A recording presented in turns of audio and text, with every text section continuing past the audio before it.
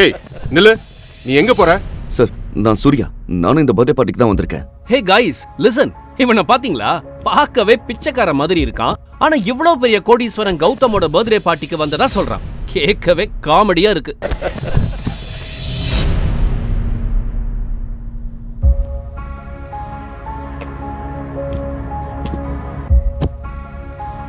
பிரீத்தி baby, வா நம்ம வீட்டுக்கு போலாம்.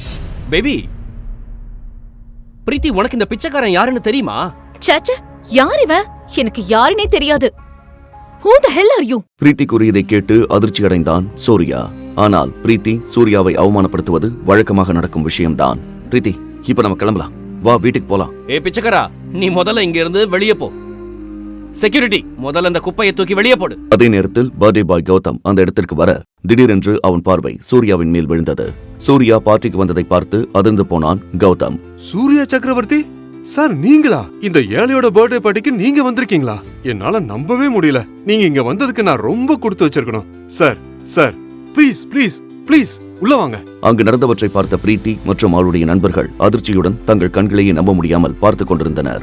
ஆனால் சூர்யா எதுவும் சொல்லாமல் சிறிது நேரத்தில் அங்கிருந்து வெளியேறினான். வெளியே சென்றவன் பிரீத்திக்காக நீண்ட நேரம் காத்திருந்தான். பார்ட்டி முடிந்தவுடன் பிரீத்தி போதையில் தள்ளாடியவாறு வெளியே வந்தாள்.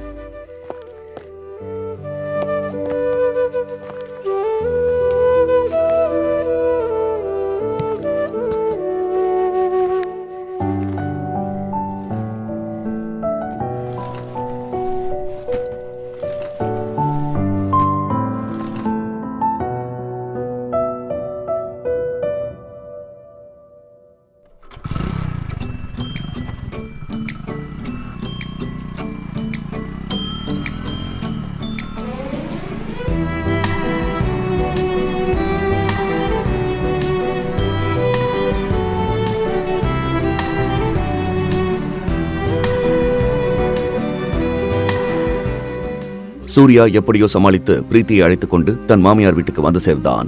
சூர்யா தன் மாமியார் வீட்டில் ஒரு வேலைக்காரனாகவே வாழ்ந்து வந்தான். அங்கு வேலைக்காரர்கள் முதல் அனைவரும் அவனை கேலி செய்வதையே வாடிக்கையாக கொண்டிருந்தார்கள். வீட்டுக்கு வந்து சேர்ந்தவுடன் பிரீத்தியின் பெரியப்பா மகன் சதீஷ் கதவை திறந்தான். நீ எல்லாம் ஒரு ஆம்பளை, இப்படி கேவலமா வாழ்றதுக்கு எங்கேயாவது போய் சாகலாம். சூர்யா எதுவும் சொல்லாமல் அமைதியாகவே உள்ளே சென்றான். பிரீத்தியின் தங்கையும் அங்குதான் தங்கியிருந்தாள். சூர்யாவிற்கு தினமும் இது போன்ற வார்த்தைகளை கேட்டு கேட்டு பழகி போய்விட்டது. சூர்யா பிரீத்தியின் மேல் வைத்திருந்த உண்மையான காதலுக்காக இவை அனைத்தையும் பொறுத்துக் கொண்டான்.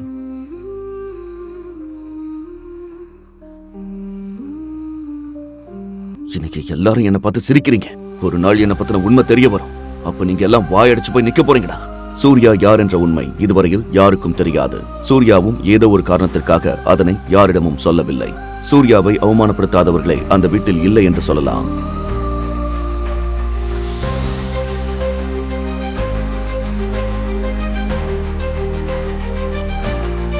அவனது மாமியார் வனிதாவோ சூர்யாவையும் பிரீத்தியையும் எப்படியாவது பிரித்துவிட வேண்டும் என்று பல சதி வேலைகளை செய்து கொண்டே இருந்தாள்.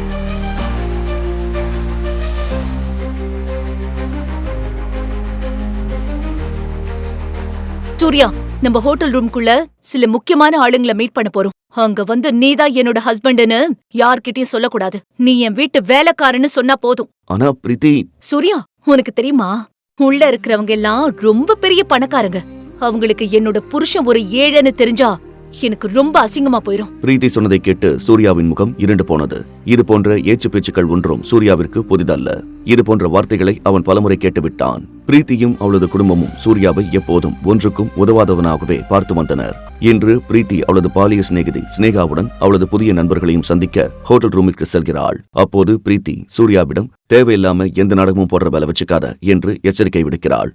ஸ்னேகாவின் பணக்கார நண்பர்களான பிரதாப், இன்பா மற்றும் அஸ்வின் மூவரும் உள்ளே அமர்ந்திருந்தனர். பிரீத்தி அங்கே சென்றதும் மூவரும் அவளது அழகை பார்த்து பிரமித்து நின்றனர். ஸ்னேகா, யாரது? பார்க்கவே புதுசா பூத்த ரோஜா மாதிரி அழகா இருக்காங்க. இவளா? she is my best friend பிரீத்தி. சூர்யாவின் பழைய உடைகளை பார்த்து இன்பா முகத்தை சுளித்துக் கொண்டு கேட்கிறான். யாருவன்? பிஞ்சு போன சட்டையில எக்ஸ்ட்ரா பட்டன் மாதிரி. அதற்கு சூர்யா, என் பேரு சூர்யா. ஓ, எனக்கு ஞாபகம் வந்துருச்சு. பிரீத்தி, இவன் சூர்யா. இவனைத்தான கோடீஸ்வரன் ரவிக்குமார் அவரோட ஒரே மகளுக்கு கல்யாணம் பண்ணி வச்சாரு. என்ன பிரீத்தி, சரிதானே? சூர்யா பிரீத்தியின் கணவன் என்று தெரிந்தவுடன் இன்பாவுக்கும் பிரதாப்பிற்கும் பிரீத்தியை காதலிக்கலாம், அவளுடன் சேர்ந்து சுற்றலாம் என்ற ஆசை மண்ணோடு மண்ணாகி போனது. பின்னர் இருவரும் சேர்ந்து சூர்யாவின் வறுமையை பற்றி கேலி செய்ய ஆரம்பித்தனர்.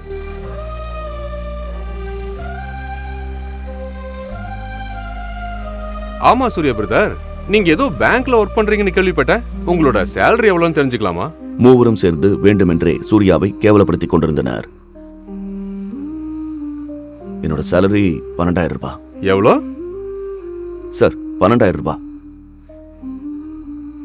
சம்டைம்ஸ் போனஸ் வரும்போது 15,000 கிடைக்கும்.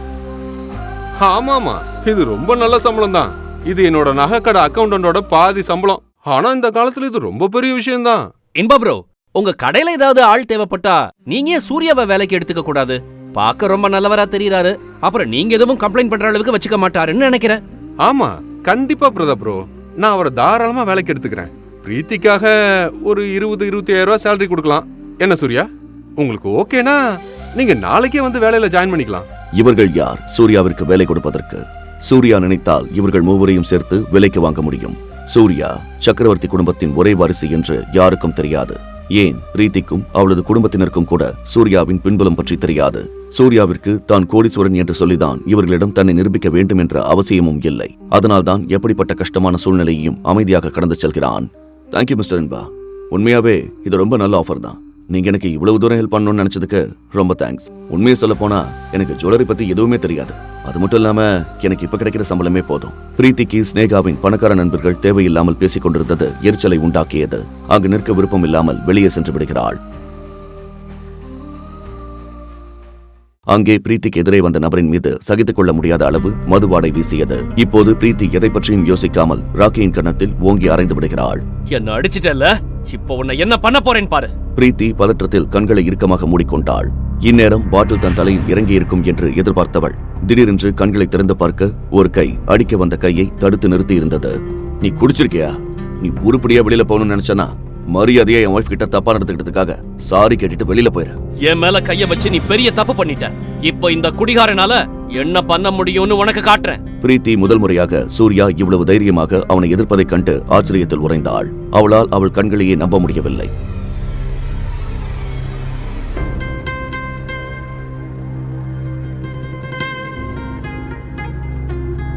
அதே சமயம் ஏதோ சத்தம் கேட்க இன்பாவும் பிரதாப்பும் அந்த இடத்திற்கு ஓடி வந்தனர்.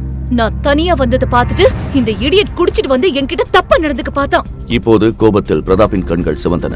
பிரீத்தியை எப்படியாவது தன் வசம் ஈர்த்துவிட வேண்டும் என்பதற்காக அங்கு நடக்கும் அனைத்து விஷயத்திற்கும் அவனே முழு பொறுப்பையும் ஏற்றுக்கொண்டான். எல்லாவற்றிற்கும் மேலாக அந்த பரம்பரை ரெஸ்டாரண்ட் பிரதாப்பின் சொந்த ஹோட்டல். உனக்கு எவ்வளவு தைரியம் இருந்தா பிரீத்தி கிட்ட இந்த மாதிரி நடந்திருப்ப? உன்னை பார்க்கவே அருவருப்பா இருக்கு. உன்னை இப்ப கொல்ல போறேன்டா. ஐயோ, இவனுக்கு தொல்லை தாங்க முடியல. இந்த ஆள் அடிச்சு எப்படியாவது பிரீத்தியை இம்ப்ரெஸ் பண்ணிடணும்னு ட்ரை பண்ணிட்டே இருக்காங்க. ஆனா ஒரு விஷயம் மட்டும் தெளிவா தெரியுது, இவனை பார்த்தா சாதாரண குடிகாரன மாதிரி தெரியல. பிரதாப்பும் இன்பாவும் அவனை அடிப்பதை நிறுத்தப் போவதாக தெரியவில்லை. அதனால் சூர்யா அவர்கள் அடிப்பதை தடுக்க முயற்சி செய்தான். போது நிறுத்துங்க, அவன் பண்ண தப்புக்கு அவன் தண்டனை அனுபவிச்சுட்டான். இதுக்கு மேல அடிச்சீங்கன்னா கண்டிப்பா அவன் செத்துருவான். சூர்யா, உனக்கு பயமா இருந்துச்சுன்னா தள்ளி போய் ஓரமா நின்னுக்கோ. அவன் செத்தாலும் எனக்கு கவலை இல்ல. நான் தான் இந்த ஹோட்டலோட ஓனர். அதனால இதை எப்படி ஈஸியா சால்வ் பண்ணணும்னு எனக்கு தெரியும். இந்த சூர்யா சரியான கோடையா இருப்பான் போல இருக்கு. பிரீத்திக்கு சூர்யாவை பார்க்க பார்க்க எரிச்சலாக வந்தது. பிரீத்தி பிரதாப்பையும் இன்பாவையும் பார்த்து, போதும் அவனை விட்டுருங்க. என்ன சூர்யா ப்ரோ, இதுக்கெல்லாம் போய் பயந்துக்கிறீங்க? நீங்க கொஞ்ச நாள் என் கூட இருந்தீங்கன்னா எங்கள மாதிரியே தைரியமான ஆளா மாறிடுவீங்க. அஸ்வின் சூர்யாவை கிண்டல் செய்கிறான் என்பது அவனுக்கு தெளிவாக தெரிந்தது. இருந்தாலும் சூர்யா அவர்களை எதுவும் சொல்லவில்லை. அதே சமயம் சில ரவுடிகள் உள்ளே நுழைந்தனர். அதனை பார்த்த பிரதாப், இவ்வளவு அடி வாங்கியும் திரும்ப வந்திருக்கான்னா இவங்களுக்கு இன்னும் நிறைய பாடம் கத்து கொடுக்க வேண்டியிருக்கு.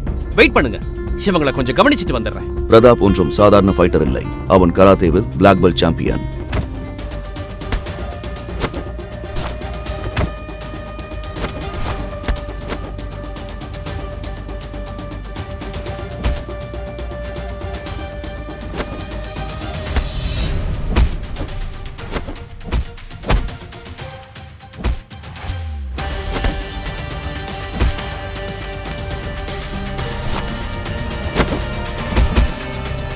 ஒவ்வொருவராக அடித்து சாய்த்த பிறகு ராக்கி மற்றும் அவனது அடியாட்களை பார்த்து, நீங்க எல்லாம் உண்மையாவே ரவுடிங்க தானா?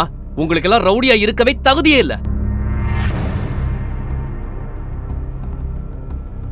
வாவ், கலக்கிட்டீங்க பிரதாப். ரொம்ப நல்ல வேலை செஞ்சீங்க. இதுக்கப்புறமா அந்த ரவுடிங்க நம்ம பக்கத்துல வரணும்னு கூட யோசிக்க மாட்டாங்க. பிரீத்தி, ஸ்னேகா, உங்க 2 பேருக்கு எதுவும் ஆகல? பிரீத்தியும் ஸ்னேகாவும் பதிலுக்கு ஆம் என்று தலையசைத்தனர். பிரீத்தியின் கண்களில் தனக்கான பாராட்டுகளை பார்க்க விரும்பினான் பிரதாப். ஆனால் அவளது கண்கள் பக்கத்தில் அமைதியாக குண்டர்களை பார்த்து அமர்ந்து கொண்டிருந்த தன் கணவன் மீது இருப்பதைக் கண்டான். அது அவனுக்கு மேலும் எரிச்சலை உண்டாக்கியது.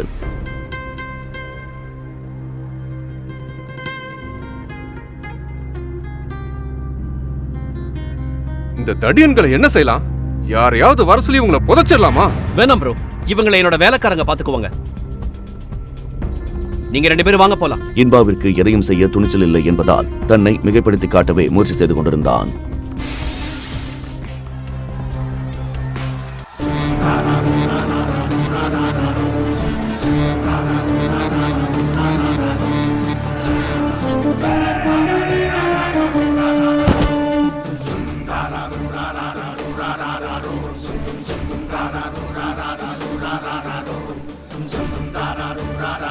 ஓ அப்படியா? நீங்க ரொம்ப தைரியசாலினா கொஞ்சம் என்கிட்டயே உங்க தைரியத்தை காமிக்க பார்க்கலாம். ஆமா, உங்களை பார்த்து பயப்படணும்னு எனக்கு எந்த அவசியமும் இல்ல. நீங்க எல்லாம் எனக்கு சும்மா பொம்மை மாதிரி. பிரதாப் இதை சொல்லி முடித்துவிட்டு சொன்னவர் யார் என பார்க்க மகேஸ்வரன் நின்று கொண்டிருப்பதை பார்த்துவிட்டு பயத்துடன் மகேஷனா? எதிரே இருந்தவனை பார்த்ததும் பிரதாப் வாயடைத்து போனான். ஏனென்றால் எதிரே நின்றவன் சாதாரண முரடர் அல்ல, அவன் கொடூரமானவன். அவன்தான் மகேஸ்வரன். அவன் கண்களில் ஒருவித ஒளி தெரிந்தது. அதை பார்த்ததும் பிரதாப்பையும் மற்ற அனைவரையும் நோக்கி மரணம் நெருங்குவது போல் தோன்றியது. அந்த மூவரின் கோடீஸ்வர குடும்பங்களும் ஒவ்வொரு மாதமும் பயத்தில் மகேஸ்வரனுக்கு பாதுகாப்பு கட்டணத்தை அனுப்பி வந்தனர். இன்று அதே மகேஸ்வரனிடம் பம்பை விலைக்கு வாங்கி வைத்திருந்தனர். இப்ப எனக்கு சவால் விட்டது யாரு? அண்ணா, நான் ஜோக் பண்ண. நீங்க என் முன்னாடி நிக்கிறீங்கன்னு எனக்கு தெரியாது. ப்ளீஸ் என்ன மன்னிச்சிருங்க. ஓ, நீங்க சும்மா காமெடிக்கு சொன்னீங்களா? சரி, ஓகே. நம்ம ஏன் காமெடியை கண்டினியூ பண்ணக்கூடாது? இந்த மகேஸ்வரனோட காமெடி எப்படி இருக்குன்னு நான் உங்களுக்கு காமிக்கிறேன். அண்ணா, எதுவா இருந்தாலும் பேசி தீர்த்துக்கலாமே. என்னோட ஜோக் எப்படி இருக்கு? கராத்தேவில் பிளாக் பெல்ட் சாம்பியனான பிரதாப் தரையில் படுத்து தன் நெஞ்சை பிடித்துக் கொண்டு வலி தாங்க முடியாமல் கத்திக் கொண்டிருந்தான். இன்பாவிற்கும் அஸ்வினுக்கும் அவர்கள் கண்ணை அவர்களாலேயே நம்ப முடியவில்லை. இருவரும் தானாகவே வந்து மகேஸ்வரன் முன் மண்டியிட்டனர்.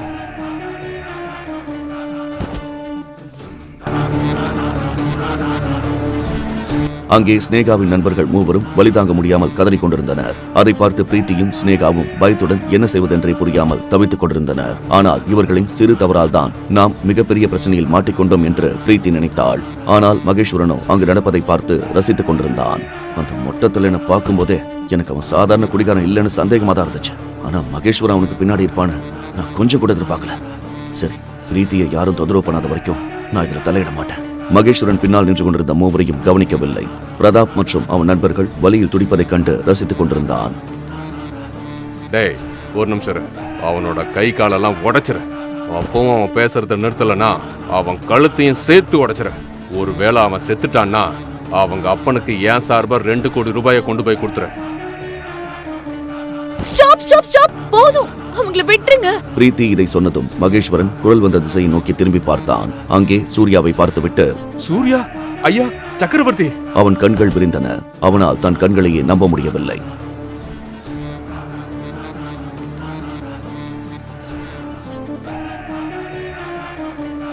இங்கிருந்து எல்லாரும் முதல்ல வெளியில போங்க.